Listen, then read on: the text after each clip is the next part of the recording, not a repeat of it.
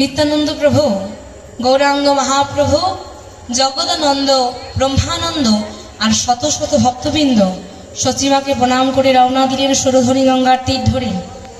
পথে চলতে চলতে এসেছি দক্ষিণ 24 পরগনা জেলায়। জায়গাটার নাম বারুইপুরের কাছে একটি জায়গা আছে, যে গ্রামের নাম আটিসারা গ্রাম। সেখানে অনন্ত আচার্য বলে একজন ভক্ত সন্ন্যাসী থাকতেন। তিনি তো গৌরহরিকে চেনেন। গৌরহরি আমার কি করেছেন, পথে চলতে চলতে একটি মন্দিরের চূড়া দেখতে পেয়ে ভক্তদেরকে সঙ্গে নিয়ে মন্দিরের মধ্যে প্রবেশ করেছেন। অনন্ত আচার্য প্রভু গৌরহরিকে দেখে বলছে, প্রভু আজ এই স্থানে এসেছেন, তাহলে একটু কীর্তন হয়ে যাক। সেই স্থানে কীর্তন করতে করতে সর্বনাশ ঘটেছে। কি সর্বনাশ না, যখন সকলে মিলে মহানন্দে কীর্তন করছে, আনন্দে কীর্তন করতে করতে প্রভু আমার আনন্দে বিভোর হয়ে যেই মৃদঙ্গবাদক ছিল, সেই মৃদঙ্গবাদকের গায়ের ওপর ঢলে পড়েছে, আর সঙ্গে সঙ্গে মৃদঙ্গটি ভেঙে গেল, অর্থাৎ শিখলটি ভেঙে গেল। দেখছেন, আজ যখন এই স্থানে শিখলটি ভেঙে গেল, জায়গাটার একটা নাম দিয়ে যায়। কি নাম? কীর্তন খোলা। কীর্তন খোলা আটিসারা গ্রাম, বারুইপুরে পুরনো বাজারের কাছে। কি করেছেন, ভক্তদেরকে সঙ্গে নিয়ে বদনে মধুর হরিনাম গাইতে গাইতে আরো দক্ষিণ দিকে এগিয়ে গেলেন।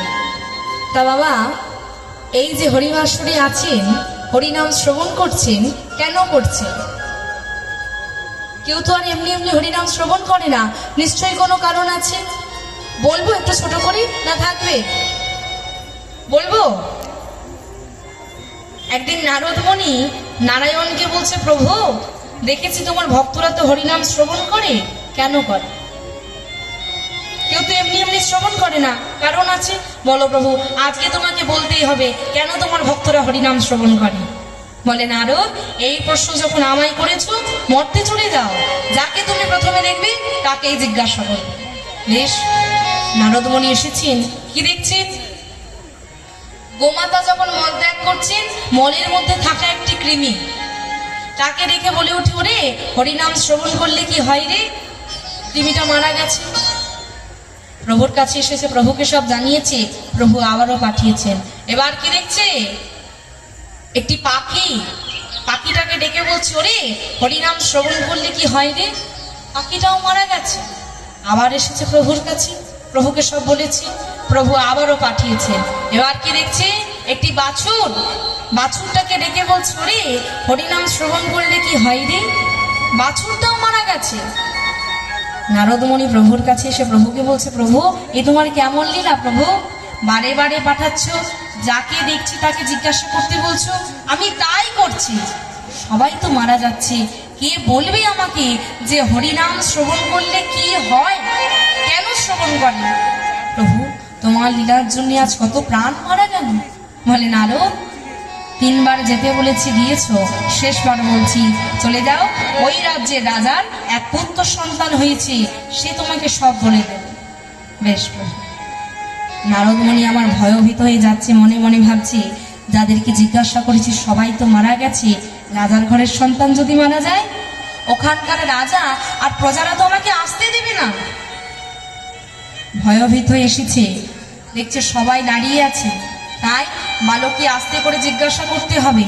বালকের কাছে গিয়ে বালককে বলে ওঠে, বালক হরিনাম শ্রবণ করলে কি হয় রে? সেই বালক প্রভুর কৃপায় বলে ওঠে, প্রভু মনে করে দেখুন তো, আপনি একটি কৃমি দেখেছিলেন কিনা? দেখেছিলাম তো প্রভু। সেই কৃমিটা আর কেউ ছিল না, ছিলাম আমি।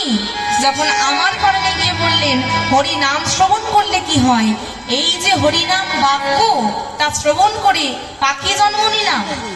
আবার যখন আমার করণে গিয়ে বললেন হরি নাম শ্রবণ করলে কি হয়, এই যে হরিনাম বাক্য, তা শ্রবণ করে আমি বাছুর জন্ম নিলাম।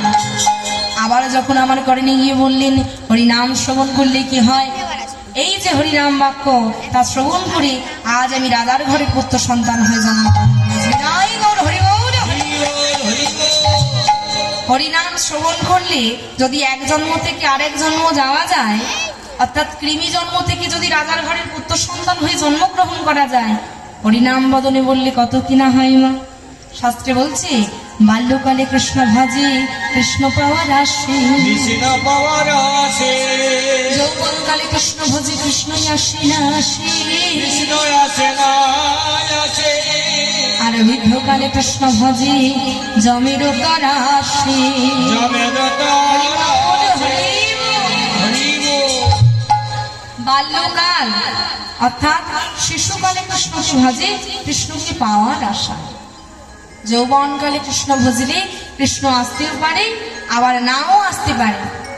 বৃদ্ধকালে কেন কৃষ্ণ ভজে গো? মৃত্যুর ভয়ে, যমের ভয়ে কৃষ্ণকে ভজে, যাতে যমের কাছে যেতে না হয় সেই ভয়ে।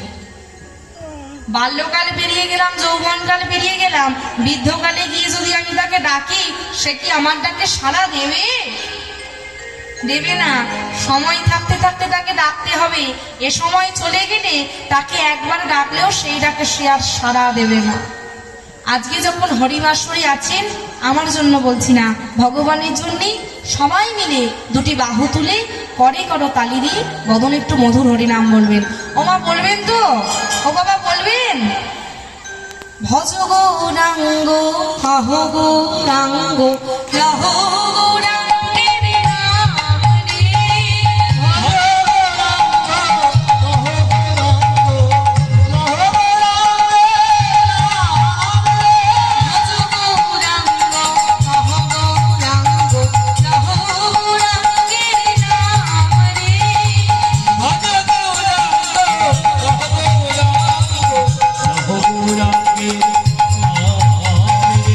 যে জন গৌরাঙ্গ ভজে সে হয় আমার প্রাণ রে, জীবন গৌরাঙ্গ ভজে, হয় আমার প্রাণে।